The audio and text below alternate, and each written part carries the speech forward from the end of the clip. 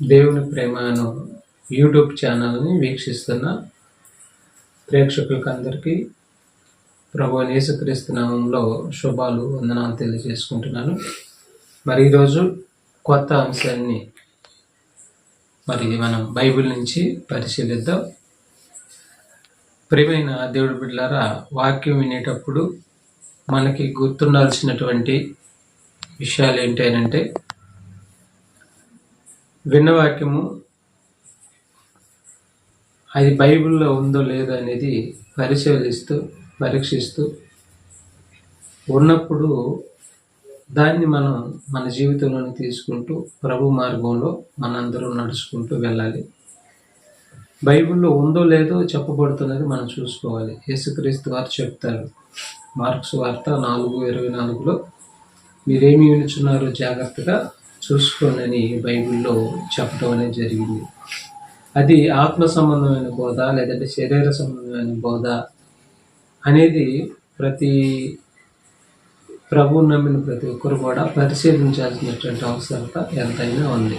కాబట్టి మీరందరూ పరీక్షిస్తున్నారని నేను నమ్ముతున్నాను.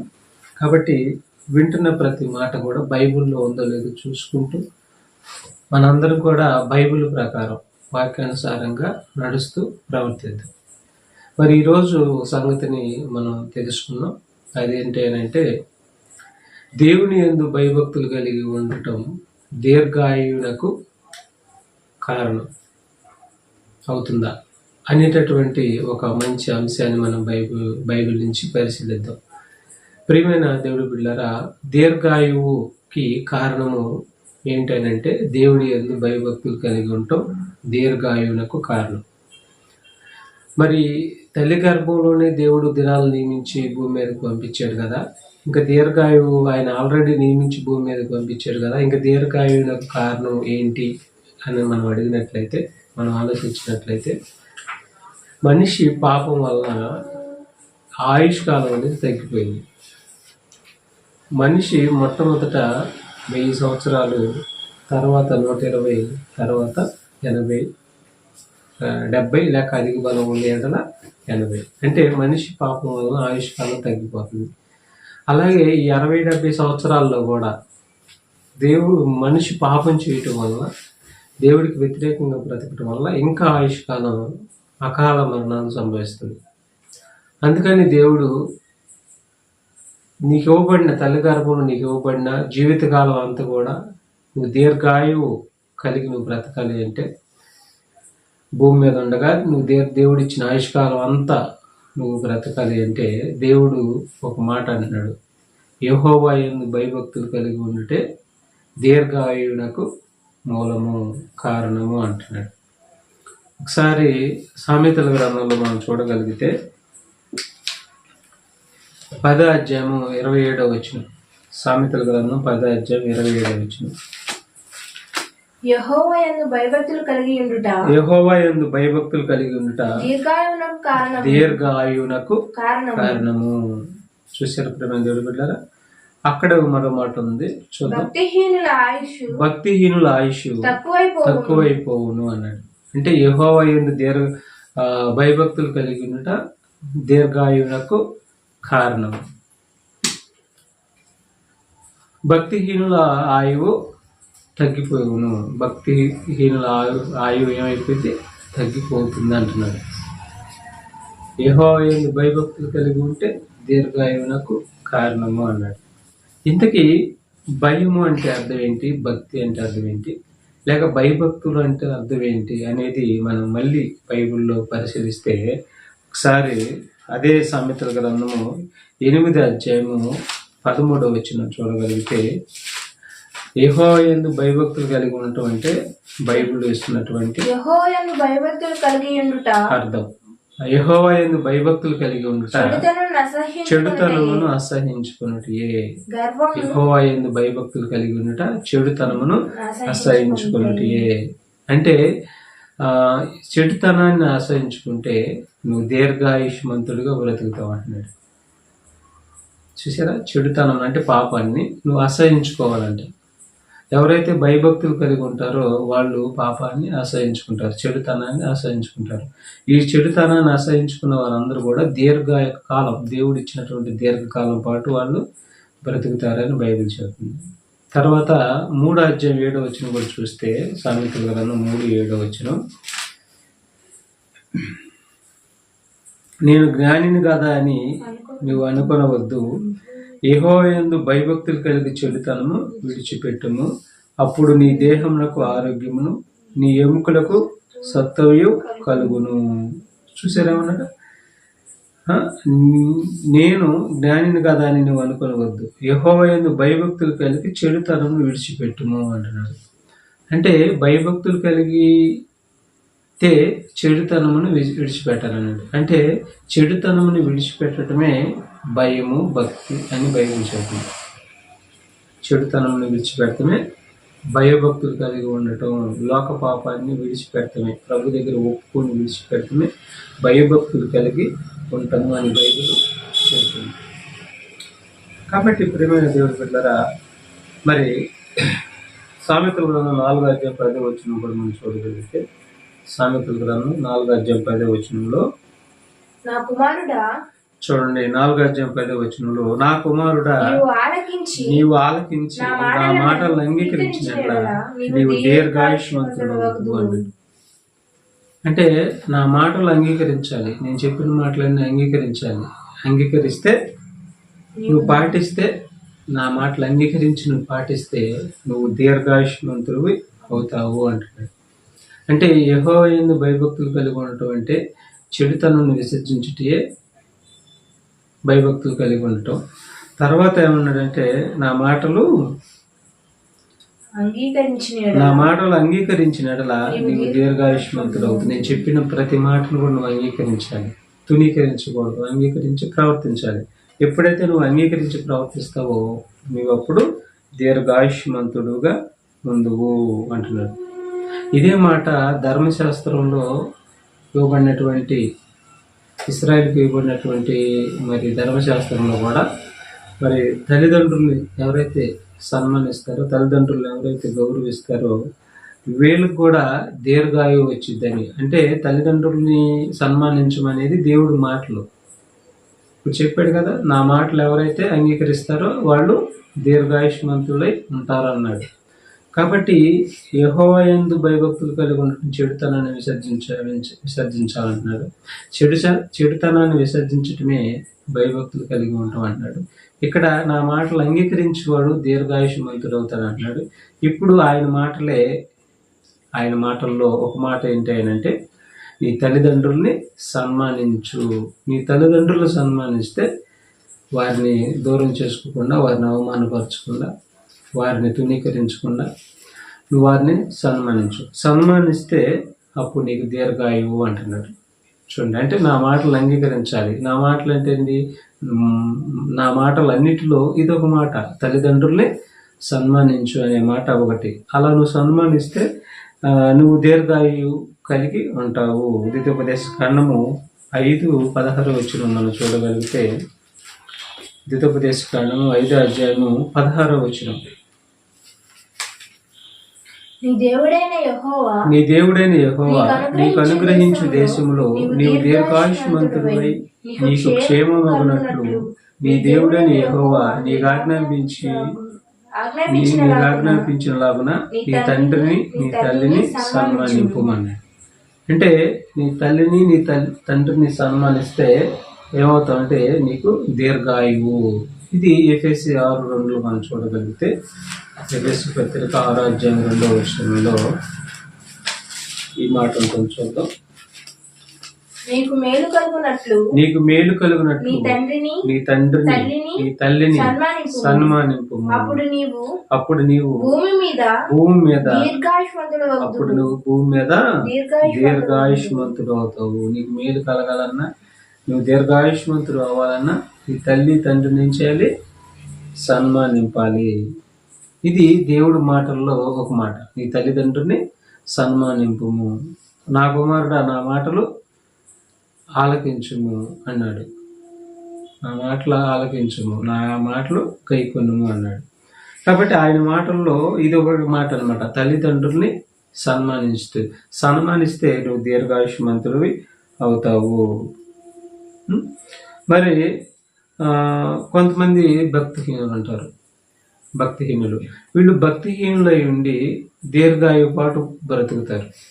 ఎందుకంటే దేవుడు వీళ్ళకి అవకాశం ఇచ్చినా కానీ భక్తిహీనులుగా ఉండి జీవితాన్ని అంతటిని, దేవుడిచ్చిన అవకాశాన్ని అంతటిని దుర్వినియోగం చేసుకుంటూ భక్తిహీనులుగానే ఉండి మరి దీర్ఘాయు కలిగి ఉంటారు.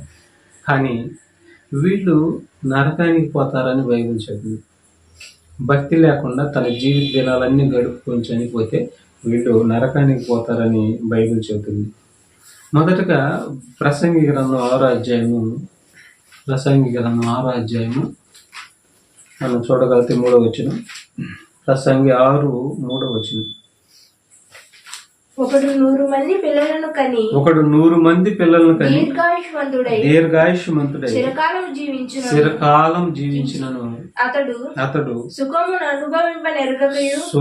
అనుభవింపనెరగకయు తగిన రీతిన సమాధి చేయకయు ఉండిన ఎడల వాని గతి కంటే పడిపోయిన పిండము యొక్క గతి మేలని నేను అనుకుంటున్నాను అంటున్నాడు. కాబట్టి ఇక్కడ మనం ఆలోచించగలిగితే భయభక్తులు లేకుండా 100 సంవత్సరాలు బ్రతికిన విస్తారమైన పిల్లల కన్నా భయభక్తులు లేకుండా ఉంటే అతని గతి మరి ఘోరమైనది అని చెప్తున్నాడు. అలాంటి వాళ్ళు ఎక్కడికి పోతారని బైబిల్ చెప్తుందంటే ఏబు గ్రంథం 21 చూడండి. ఏబు గ్రంథం 21:13 వచనం మనం చూడగలిగితే ఏబు గ్రంథం 21:13 వచనం. యెహోవా నీ బలమును బట్టి హెచ్చించుకొనుము. ఏబు గ్రంథం 21:13 వచనం. ఏబు గ్రంథం 21:13 వచనం మనం చూడగలిగితే వారు శ్రేయస్సు కలిగి తమ దినములు గడుపుదురు, ఒక క్షణములోనే వారు పాతాళానికి దిగుతారు. వారి శ్రేయస్సు కలిగి తన దినములు గడుపుతారు అంటే తన దినాలన్నీ కూడా సుఖ సౌకర్యాలతో శ్రేయస్సు కలిగి దేవుడేందు భయభక్తులు కలిగి ఉండకుండా వారి ఇష్టం వచ్చినట్టుగా బ్రతికి తన దినాలన్నీ కూడా గడుపుకుంటారు. ఒక్క క్షణంలోని వాళ్ళు పాతాళానికి దిగిపోతారు. చూసారా? అంటే 100 సంవత్సరాలు బ్రతికిన, దీర్ఘాయు పాటు బ్రతికిన, ఒకవేళ దేవుడు అవకాశం ఇచ్చి బ్రతికిన అతను భయభక్తులు కలిగి కానీ బ్రతకపోతే చివరికి అంత దీర్ఘాయు కలిగి బ్రతికినోడు కూడా భయభక్తులు కలిగి బ్రతకపోతే నరకానికి పోతాడు అని చెప్తుంది. కాబట్టి ప్రసంగి గ్రంథం 8:12-13 వచనం కూడా చూడగలిగితే ప్రసంగి గ్రంథం 8వ అధ్యాయము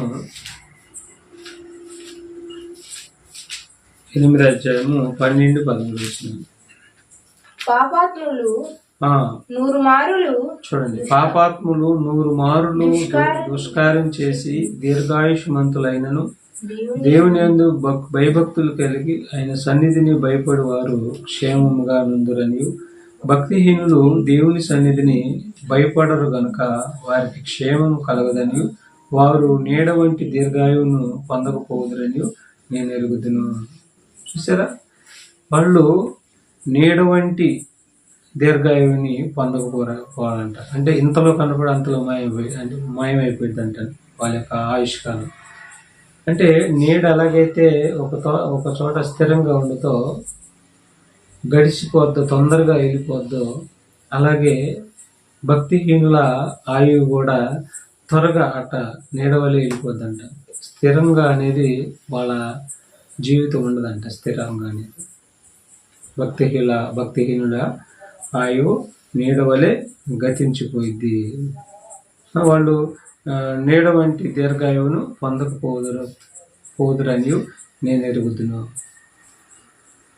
కాబట్టి భక్తిహీనులు నీడవలే ఉండు ఆయుష్కాలాన్ని వాళ్ళు పొందుకుంటారంట. తర్వాత సామెతల గ్రంథం 28:16 వచనం కూడా మనం చూడగలిగితే సామెతల గ్రంథం 27:16 వచనంలో సామెతల గ్రంథం 27:16 వచనం.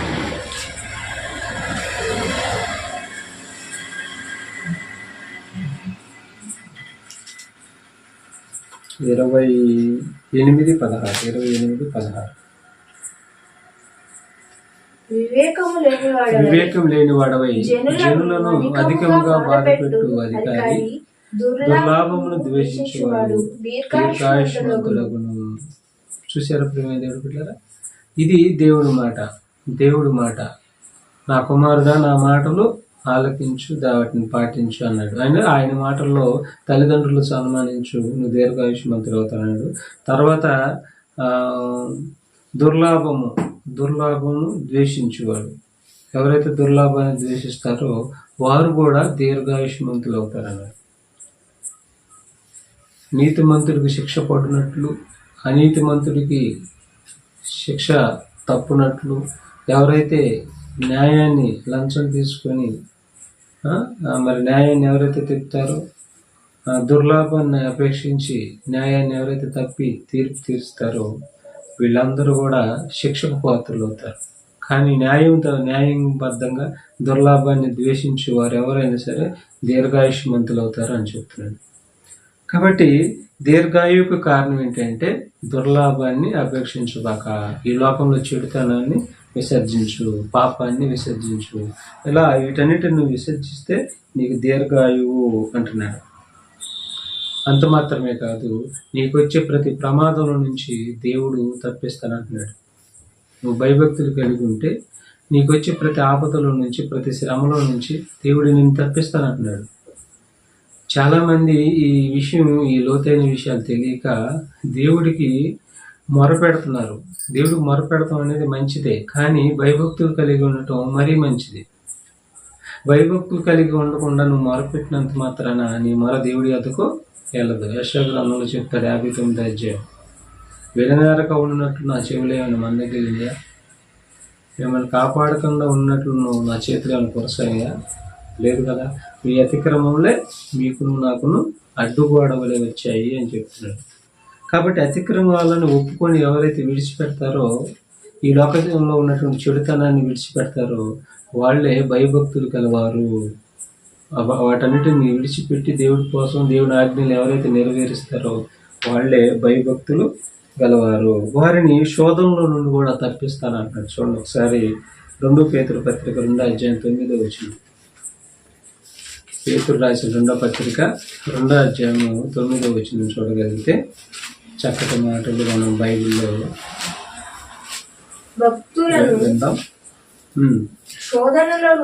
భక్తులను శోధనలో నుండి తప్పించుటకును దుర్నీతి పరులను ముఖ్యముగా మలినమైన దురాశ కలిగి శరీరానుసారంగా నడుచుకొను ప్రభుత్వం నిరాకరించు. ప్రభుత్వం అంటే దేవుని యొక్క చట్టం, దేవుని యొక్క వాక్యం. ఈ ప్రభుత్వాన్ని ఎవరైతే నిరాకరిస్తారో నిరాకరించు శిక్షలో ఉంచబడిన వారిని తీర్పు దినము కావలిలో ఉంచుటకు ప్రభు సమర్థుడు. ఇటు వారిని కావలిలో ఉంచడానికి, ప్రభు తీర్పు దినం వరకు కావలిలో ఉంచడానికి ఇటు వారిని ప్రభు సమర్థుడు అంటున్నాడు. కాబట్టి భక్తులను శోధనల నుండి తప్పించడానికి ఆయన సమర్థుడు. భక్తిహీనుల్ని తీర్పులోని పంపించడానికి ఆయన సమర్థుడు.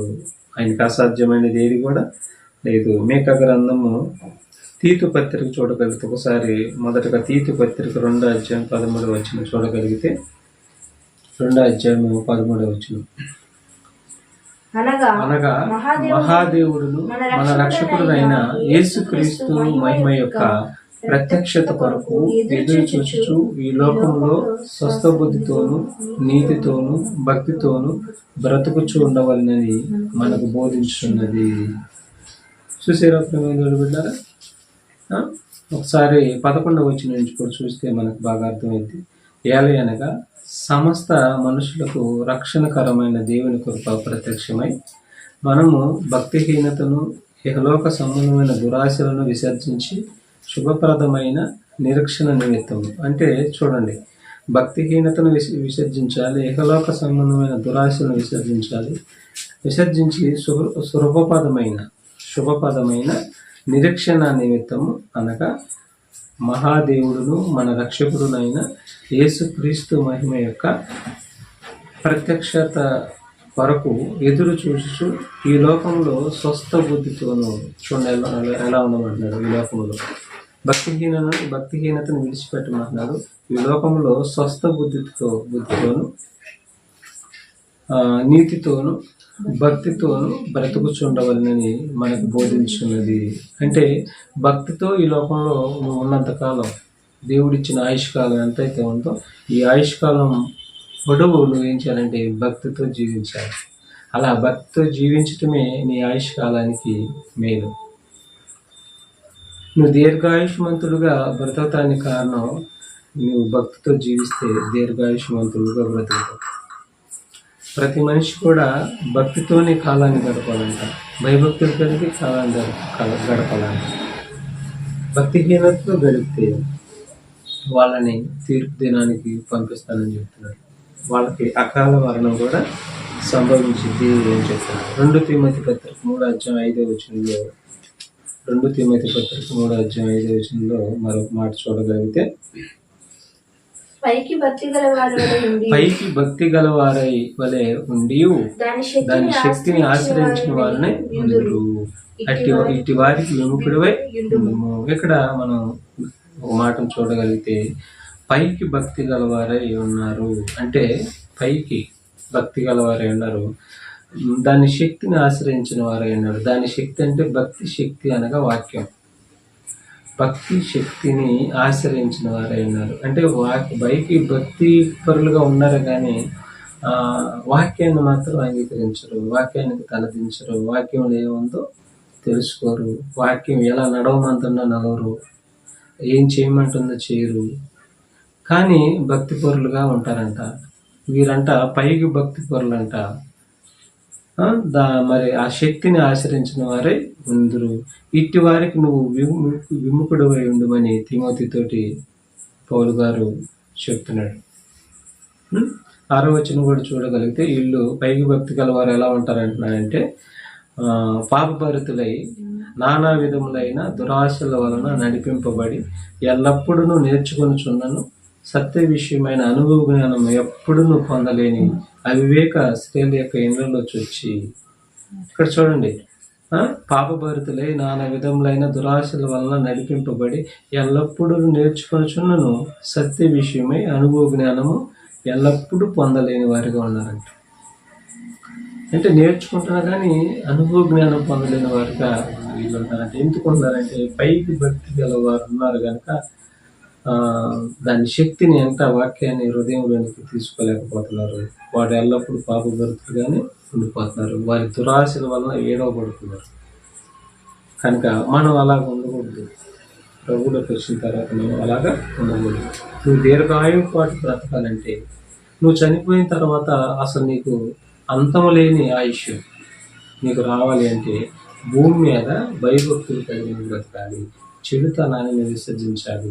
చనిపోయిన తర్వాత అసలు అంతం లేనటువంటి ఆయుష్కాలం నీ ఆత్మకు వచ్చింది.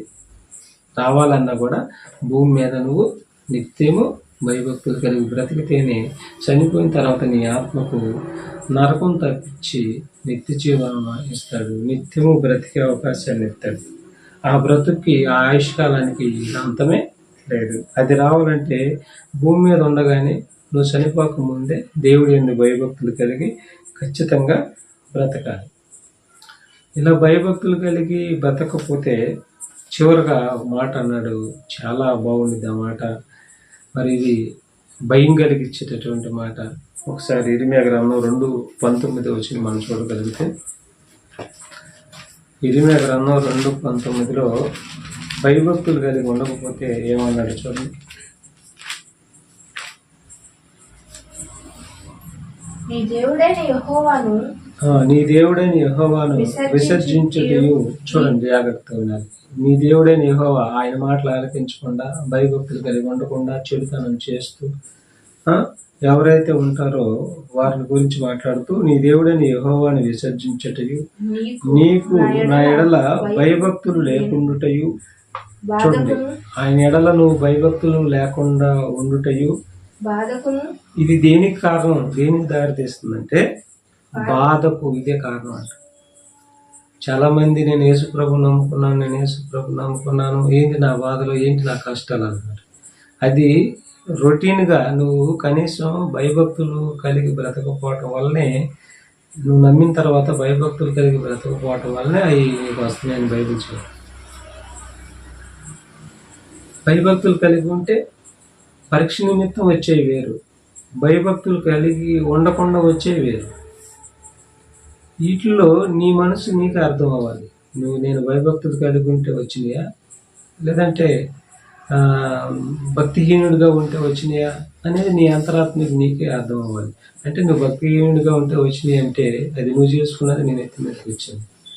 అదే భయభక్తులు కలిగి ఉంటే నీకు ఏదైనా శోధన వచ్చిందంటే అది దేవుడి పరీక్ష నిమిత్తం వచ్చింది. మరి అలా వచ్చినప్పుడు శోధనలో నుంచి భయభక్తులు కలిగి ఉన్న వారిని ఆయన తొలగిస్తాడు, ఆ శోధనలో నుంచి ఆయన తప్పిస్తాడు, సహాయం చేస్తాడు. కానీ ఇక్కడ ఏమంటున్నాడంటే నీ దేవుడని యెహోవాను విసర్జించుటయు అన్నాడు. విసర్జించుటయు ఏమైందంటే నీకు నా ఎడల భయభక్తులు లేకున్నటయు, నీకు నా ఎడల భయభక్తులు లేకున్నట్టు బాధకును శ్రమకును కారణమగునని నీవు తెలుసుకొని గ్రహించినట్లు నీ చెడుతనము నిన్ను శిక్షించును, నీవు చేసిన ద్రోహము నిన్ను గర్జించునని ప్రభువును సైన్యము కట్టుబడినట్టు యెహోవా సెలవిచ్చుచున్నాడు. ఆనాడు ఇశ్రాయేలును ఉద్దేశించి మాట్లాడుతున్నాడు, ఈనాడు క్రైస్తవులందరికీ ఈ మాట వర్తించింది. కనుక మనం ఆలోచించితే ప్రేమదేవుడి బిడ్డలారా, దేవుడి యందు భయభక్తులు కలిగి ఉండకపోవటం దేనికి కారణం? శ్రమకు, తర్వాత బాధకు. శ్రమకు బాధకు కారణం అన్నమాట. అంటే నిత్య నరకానికి కూడా కారణమే.